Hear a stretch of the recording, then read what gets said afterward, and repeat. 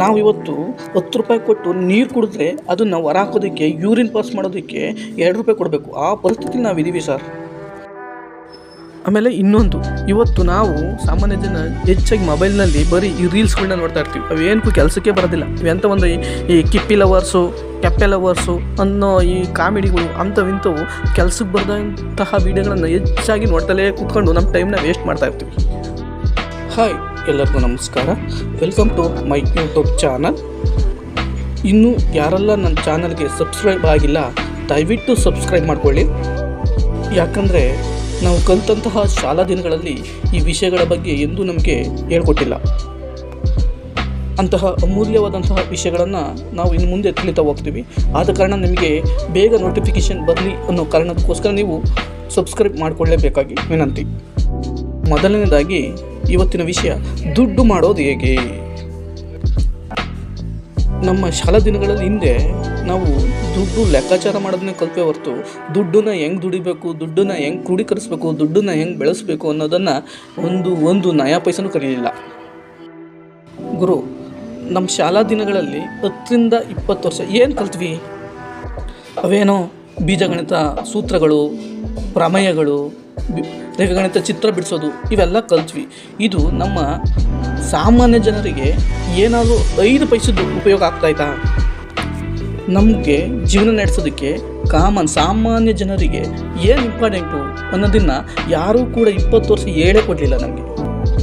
ನೀವು ಕೇಳ್ಬೋದು, ಈ ಕೂಡೋದು, ಕಳೆಯೋದು, ಗುಣಿಸೋದು, ಬಾರಿಸೋದು ನಮ್ಮ ಜೀವನದಲ್ಲಿ ಡೈಲಿ ಬರುತ್ತಲ್ಲ ಅಂತ ನೀವು ಕೇಳ್ಬೋದು ಅಲ್ವಾ?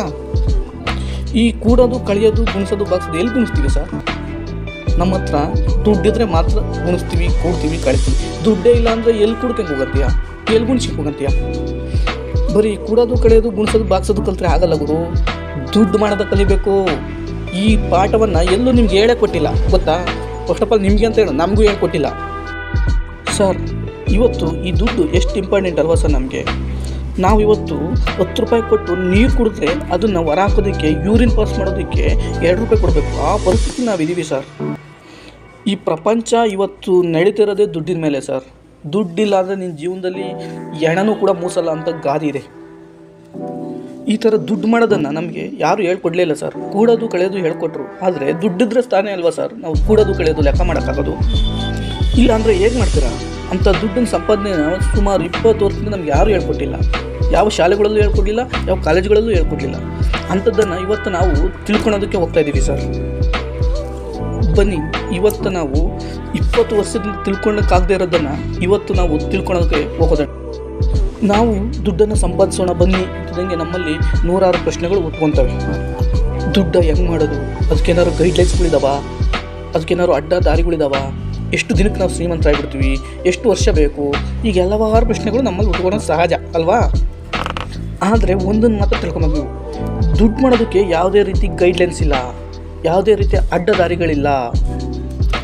ಆದರೆ ಈ ದುಡ್ಡನ್ನು ಸಂಪಾದಿಸೋದಕ್ಕೆ ಬೇರೆ ಬೇರೆ ದಾರಿಗಳಿದ್ದಾವೆ. ಅವು ಏನು ಅಂತ ನಾವು ಮುಂದೆ ತಿಳ್ಕೊಳಕ್ಕೆ ಹೋಗೋಣ. ಓಕೆ, ನಾವು ದುಡ್ಡು ಸಂಪಾದನೆ ಮಾಡಬೇಕು ಅಂತ ಅಂದರೆ ನಮ್ಮ ಮನಸ್ಥಿತಿ ಬಹಳ ಮುಖ್ಯ ಆಗುತ್ತೆ. ಈ ಮನಸ್ಥಿತಿ ಬಗ್ಗೆ ನಾವು ಆಲ್ರೆಡಿ ಹಿಂದೆ ತಿಳ್ಕೊಂಡಿದ್ದೀವಿ ಸರ್. ಜೀವನದಾಗೆ ಒಂದಂತೂ ಸತ್ಯ ಸರ್, ನಾವು ಈ ಬಡವರಾಗಿದ್ದೀವಲ್ಲ, ಇದಕ್ಕೆ ನಮ್ಮ ಮನಸ್ಥಿತಿಯೇ ಕಾರಣ. ನಾವು ಶ್ರೀಮಂತರಾಗಬೇಕು ಅಂತ ಹೊರಟಿದ್ದೀವಲ್ಲ, ಅದಕ್ಕೂ ಕೂಡ ನಮ್ಮ ಮನಸ್ಥಿತಿಯೇ ಕಾರಣ. ನಾವು ಮನಸ್ಸು ಮಾಡಿದರೆ ಸರ್ ಏನು ಬೇಕಾದ್ರೂ ಸಾಧಿಸ್ಬೋದು. ನಾನು ಈಗ ಶ್ರೀಮಂತ ಆಗಲೇಬೇಕು, ದುಡ್ಡು ಸಂಪಾದನೆ ಮಾಡಲೇಬೇಕು ಅಂತ ಹೊರಟ್ರೆ ಮಾನಸಿಕವಾಗಿ ಸಿದ್ಧನಾದೆ ಅಂದರೆ ಯಾರ ಕೈಲೂ ತಡೆಯೋಕ್ಕಾಗೋದಿಲ್ಲ ಸರ್. ಆದರೆ ಇದು ನಾವು ಅಂದ್ಕೊಂಡಷ್ಟು ಸುಲಭ ಇಲ್ಲ ಸರ್. ಕಣ್ಣು ಮುಚ್ಕೊಂಡು ಧ್ಯಾನ ಮಾಡಿದಷ್ಟು ಸುಲಭ ಅಲ್ಲ, ಕನಸಲ್ಲಿ ದುಡ್ಡು ಮಾಡಿದಷ್ಟು ಸುಲಭ ಇಲ್ಲ ಸರ್ ದುಡ್ಡು ಮಾಡೋದು. ಇಲ್ಲಿ ಸಿಕ್ಕಾಬಟ್ಟೆ ಸಮಸ್ಯೆಗಳಿದ್ದಾವೆ ಸರ್. ನಾವು ಬೆಳಿಬೇಕು ಅಂದರೆ ಸಿಕ್ಕಾಬಟ್ಟೆ ಸಮಸ್ಯೆಗಳು ಬರ್ತವೆ. ಅವನ್ನೆಲ್ಲ ಸಾಲ್ವ್ ಮಾಡ್ಕೊಂಡು ಹೋಗಬೇಕು. ಉದಾಹರಣೆಗೆ ತೊಗೊಂಡ್ರೆ ನಿಮಗೆ ಸುತ್ತಮುತ್ತ ಪರಿಸರ ನಮಗೆ ಸಪೋರ್ಟ್ ಮಾಡಲ್ಲ, ಗೊತ್ತಾ? ನಮ್ಮ ಜನಗಳು ನಮಗೆ ಸಪೋರ್ಟ್ ಮಾಡಲ್ಲ, ನಮ್ಮ ಭಾವನೆ ನಮಗೆ ಸಪೋರ್ಟ್ ಮಾಡಲ್ಲ ಅಂತೀನಿ. ಈ ಸಮಾಜದ ರೀತಿ ರಿವಾಜುಗಳು ಕೂಡ ನಮಗೆ ಸಪೋರ್ಟ್ ಮಾಡಲ್ಲ. ಆದರೆ ಇವನ್ನೆಲ್ಲ ಮೀರಿ ನಾನು ಈ ಶ್ರೀಮಂತ ಆಗಲೇಬೇಕು ಅಂತ ಹೊರಟ್ರೆ ದಾರಿಗಳು ತಾನಾಗೆ ಓಪನ್ ಆಗ್ತವೆ. ನಾನು ಯಾವ ದಾರಿಯಲ್ಲಿ ಹೋಗಬೇಕು, ನಾನು ಎಲ್ಲಿ ಮುಟ್ಟಬೇಕು, ನಾನು ಏನು ಮಾಡಬೇಕು, ಸಂಪಾದನೆ ಮಾಡೋದಕ್ಕೆ ದಾರಿಗಳು ತಾನಾಗಿಯೇ ಉತ್ಪತ್ತಿ ಆಗ್ತವೆ, ತೆರೆದುಕೊಳ್ತವೆ. ನಮಗೊಂದು ಅನಿಸುತ್ತೆ, ದುಡ್ಡು ಮಾಡೋದು ಇಷ್ಟೊಂದು ಸುಲಭ ಇದ್ದಿದ್ರೆ ಯಾಕೆ ಡೈಲಿ ಜನ ಕೊರಗ್ತಾ ಇದ್ರು ದುಡ್ಡಿಲ್ಲ ಅಂತ? ಎಲ್ಲರೂ ಆರಾಮಾಗಿ ಶ್ರೀಮಂತರಾಗ್ಬೋದಾಯ್ತಲ್ಲ. ಆದರೆ ಇಲ್ಲಿ ನಾವು ಒಂದು ವ್ಯತ್ಯಾಸವನ್ನು ತಿಳ್ಕೊಬೇಕು. ಇಲ್ಲಿ ಪ್ರೀತಿಸುವುದಕ್ಕೂ ಅತಿಯಾಗಿ ಬಯಸುವುದಕ್ಕೂ ಬಹಳ ವ್ಯತ್ಯಾಸ ಇದೆ ಸಾರ್. ಇಲ್ಲಿ ಮಂತ್ರಕ್ಕೆ ಮಾವಿನಕಾಯಿ ಉದುರೋದಿಲ್ಲ ಸಾರ್. ಇಲ್ಲಿ ನಿಮ್ಮ ಭಾವನೆಗಳು, ಆಸೆಗಳು ಇವೆಲ್ಲ ನಿಮ್ಮ ಕೆಲಸದ ರೂಪದಲ್ಲಿ ವ್ಯಕ್ತವಾಗಬೇಕು. ಆಗ ತಾನೇ ಶ್ರೀಮಂತರಾಗಲು. ಹಾಂ ಸರ್, ನಾನು ಮನಸ್ಸು ಮಾಡಿಬಿಟ್ಟಿದ್ದೀನಿ ಸರ್, ನಾನು ನಾಳೆನೇ ಶ್ರೀಮಂತ ಆಗಿಬಿಡಬೇಕು ಸರ್. ಇಲ್ಲ ಅಂದರೆ ಅಟ್ಲೀಸ್ಟ್ ಒಂದು ವಾರದಾಗಾರ ಆಗಿಬಿಡ್ಬೇಕು ಸರ್. ಹೋಗಲಿ, ಅಟ್ಲೀಸ್ಟ್ ಒಂದು ವರ್ಷದೊಳಗಾರು ಶ್ರೀಮಂತ ಆಗಿಬಿಡ್ಬೇಕು ಸರ್ ಅಂದರೆ ಇದು ಸಾಧ್ಯನಾ? ಇದು ಖಂಡಿತ ಸಾಧ್ಯ ಇಲ್ಲ ಗುರು.